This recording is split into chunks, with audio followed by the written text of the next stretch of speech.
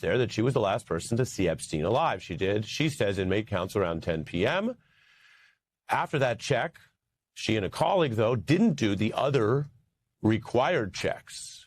And as we showed you in this timeline where we meticulously used prior government information and newly revealed materials from the Epstein files, there were a lot of questions on how the Trump DOJ and Bill Barr's team dealt with what were those final days, questions of negligence or worse, before Epstein was allowed to do something that inmates are not supposed to be able to do in custody, which is allegedly take their own life or die. In another protocol violation, they failed to do required overnight checks. The inmate counts every 30 minutes, which was part of the protection and the whole point of having him in this special unit. Instead, he's alone and unmonitored for 8 hours. This new law famously forced out the secret internal documents from the same probe, showing other views within the FBI about the last person near Epstein's cell. And that night, a blurry orange figure appears. The original FBI log calls it that flash of orange could possibly be an inmate. And note that careful description, because then the DOJ review of the same footage changes it to write, quote, inmates are currently on lockdown. It's possible someone is carrying inmate linen up the stairs. Was that a good faith mistake or a malicious cover-up? DOJ indicted the guards on duty that night for lying about the inmate checks that never happened. That's a big deal. It added pressure, though, for those guards to cooperate in the probe, and the DOJ later dropped those same charges. That's some of what we've been detailing. Congresswoman Stansbury, who was attending this high-stakes interview today, does describe Noel as forthcoming, saying they focused on the details of the night, some of which I touched on there, and those questions, and also discussing the loss of her job. My takeaway is two things. One, the system once again failed survivors. It was clear incompetence and just a lack of oversight. She does feel like her termination was unfair, and that had it not been Jeffrey Epstein, she would not have been fired. She didn't do her job, but it seemed like people weren't doing their job generally at the MCC. We're now joined by Democratic Congresswoman Melanie Stansbury on that critical House Oversight Committee. Welcome back. What do you think Congress learned today that's important in a series of events that we and other outlets have documented showed incompetence, failures, if not worse, from the then Trump DOJ overseeing that prison? Well, I certainly agree with my colleague from Virginia, which is that the system over and over again has failed survivors. And, you know, this was the first time that we've heard from Ms. Noel about her firsthand account of what happened that night. She herself stated in that interview that she does believe that it was a suicide, but she did say that there were irregularities, not just that evening, but in general, that there was understaffing, that she and her colleagues had been working long hours and doubles, that they had not done the normal checks. But my takeaway from the interview was not that it was unusual per Epstein. In fact, I asked her that question. Was there anything weird about that night or unusual about how the situation was handled? And she said no. But it's clear that the system was not well managed, and that she feels, in her opinion, that she was terminated and indicated that it was unfair. Had it been any other inmate, the way the system was being managed, that she would not have been fired. Well, I mean, of all the issues here, I don't think whether the guards were sanctioned in the right way is high on anyone's priority list. They failed to do the checks. The night they failed to do the checks, he's found dead. There were, as you know, allegations of the shredded documents that have now been proven. She may or may not have had visibility on that. But again, that goes to what was going on inside the prison. There were these payments. I wanted to ask you about this. That apparently you and your colleagues asked about financial payments she got in these increments before the Epstein death. She said that was from working overtime. Did that all scan to you? And do you think that she and others could shed any light on how Epstein got special treatment? Because while if it were chess, guards are like pawns, and the accountability doesn't stop with them, but I've read the IG report. Epstein was granted these exceptions. He was using the phone call. He had a final phone call leading up to the night of his death that was on the non-recorded line, which was only allowed because a different guard, I should mention, but a guard walked him to. He allowed that. I mean, there's a lot of these type of problems. So your view on those issues and her credibility today? Yeah, I mean, I'm only here to report on the actual deposition that I sat in parts of today. I can't speak to the broader management of the prison itself. But what I can say is that she did validate that there was special treatment of Jeffrey Epstein. She said that he was given access to a CPAP, that he had special sheets, and that all indications were that he was being given special treatment inside the jail. But I specifically asked her whether she felt that there were those inside the prison, either in the management or in the guards or other prisoners who wished Jeffrey Epstein harm. And she said no. She also talked about witnessing the body as it was removed. So, there were absolutely irregularities in the prison, but I don't think that of the members and staff that were in the room, we walked away with the impression that outside of just blatant incompetence and mismanagement, that there was a larger conspiracy at hand based on her testimony. It doesn't mean that there wasn't, but based on what we witnessed in the room today. Now, with respect to these payments, what she stated in the room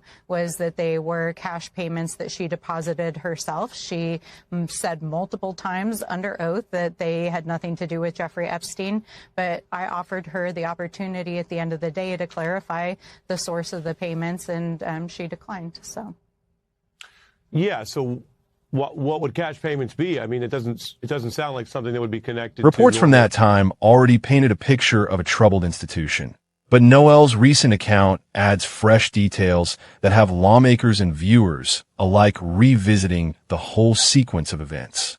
It all started with Epstein being placed in a special housing unit at the MCC.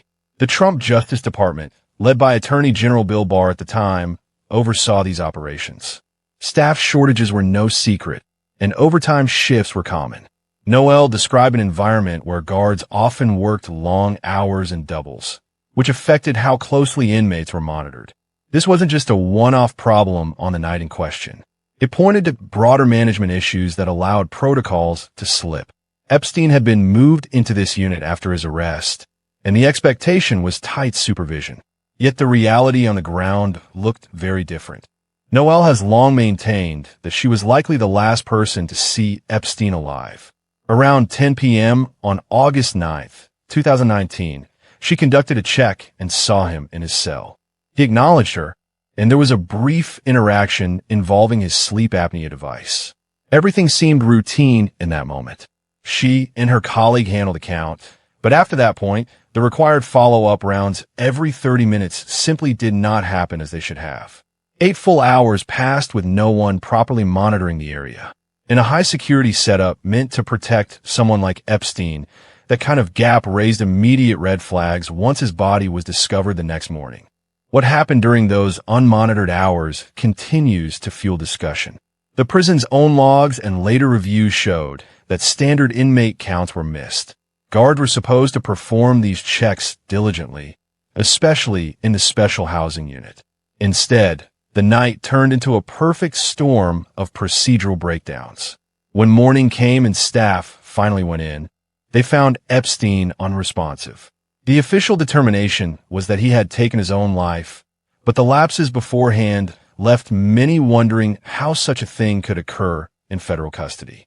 One particularly intriguing element from the evidence involves surveillance footage from that evening. Around 10:39 p.m., cameras captured a blurry orange-colored figure moving near the area of Epstein's cell. Initial descriptions in some logs referred to it possibly being an inmate. Later reviews by the Department of Justice offered a different interpretation, suggesting someone might have been carrying linens or clothing up the stairs. Noel firmly stated in her testimony that she was not that person. She denied carrying anything orange and said she had not returned to the tier after her earlier check. These conflicting accounts about the same piece of footage have kept speculation alive, with reports claiming the changes in description could point to confusion or something more deliberate. While no conclusive proof of foul play has emerged, the discrepancies keep the conversation going. Beyond the checks In the footage, Noel highlighted instances of special treatment that Epstein appeared to receive inside the facility. He had access to a CPAP machine, which typically wasn't allowed for inmates because of the long cords involved. There were also mentions of extra bed linens and medications handled differently than for others. Noel confirmed these exceptions during her interview, noting that it seemed like accommodations were made specifically because of who he was. She also referenced a final phone call he was permitted on a non-recorded line, facilitated by staff.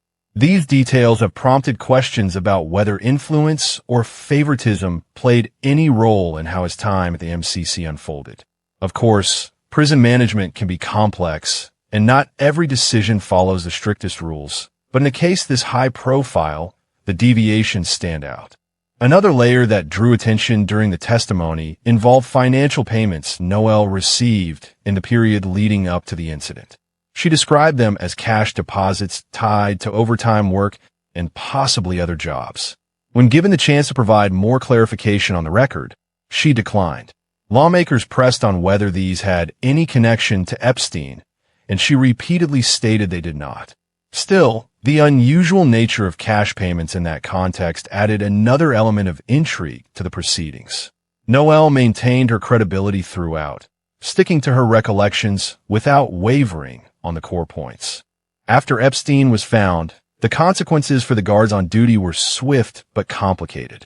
Noel and her colleague faced charges related to falsifying records about the inmate checks. Those charges were later dropped as part of agreements with prosecutors. Both were ultimately terminated from their positions. In her testimony, Noel expressed that she felt the firing was unfair, especially given the widespread issues at the facility. She believed that had it been any other inmate, the outcome for staff might have been different. The system itself seemed plagued by understaffing and poor oversight, which she saw as contributing factors rather than isolated negligence on her part. Congresswoman Melanie Stansberry, who participated in the interview, summarized the session by noting the clear signs of incompetence and lack of proper management at the MCC. The testimony reinforced that the system had failed survivors of the crimes Epstein was accused of committing.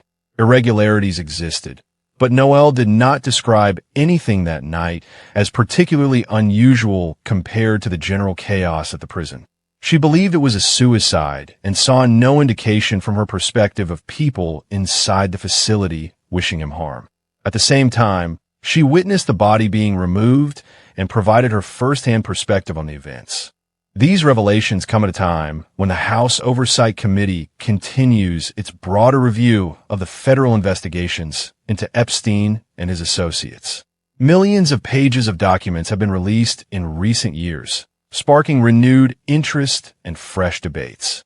Some online discussions and reports speculate about larger conspiracies, suggesting powerful figures may have wanted Epstein silenced.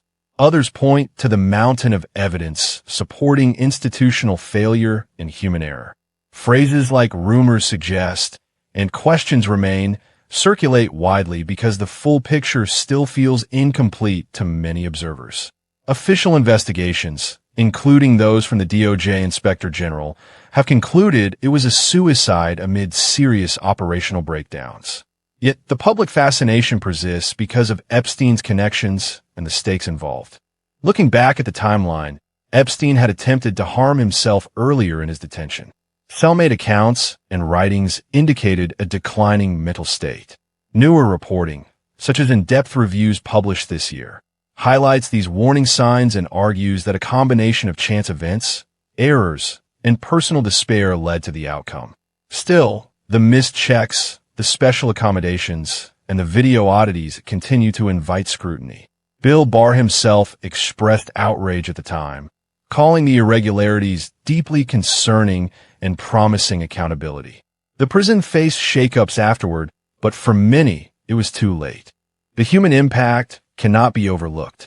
Survivors of Epstein's alleged crimes have watched these developments closely, hoping for transparency and justice. The committee's work aims to understand not just this one death, but how the system allowed someone facing such grave accusations to slip through the cracks. Noel's testimony adds a personal voice to the official records, showing the pressures guards face daily.